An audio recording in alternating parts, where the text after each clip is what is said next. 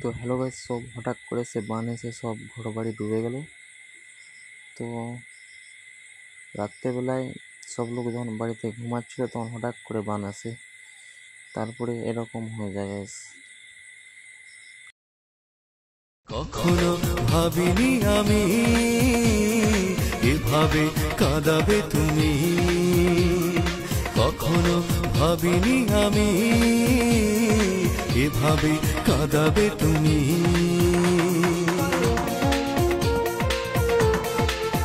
কখনো ভাবিনি আমি এভাবে কাঁদাবে তুমি, কখনো ভাবিনি আমি এভাবে কাঁদাবে তুমি।